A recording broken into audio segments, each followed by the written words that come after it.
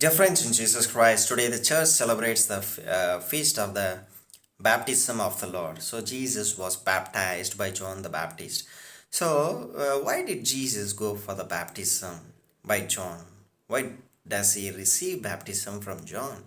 See, John the Baptist baptism was all about repentance and for the forgiveness of sins.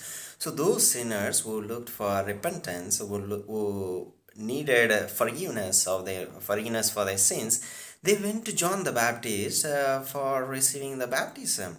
And then, why does Jesus go for it? Does Jesus needed repentance? Does Jesus looked for forgiveness for his sins?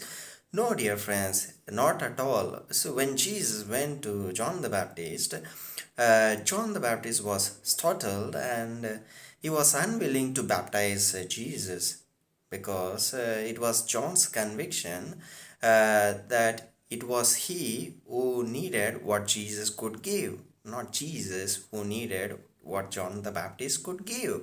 So therefore, he was unwilling to baptize Jesus. But then Jesus said to him, "So let it be so, to fulfill all the righteousness." And once Jesus was baptized, the voice of the Father heard from heaven, saying, "This is my beloved Son, with whom I am well pleased." This is my beloved Son, which means he is the chosen one, chosen to be the king, and he is going to be the conqueror. So therefore, he has got that task. He is a chosen one. And secondly, with whom I am well pleased. In the book of Isaiah, chapter 42, we can read, chapter 42, we can read that about the suffering servant. This is my beloved. So Jesus is going to experience the suffering in his life. So though he is a chosen one, but his way is going to be the way of the cross.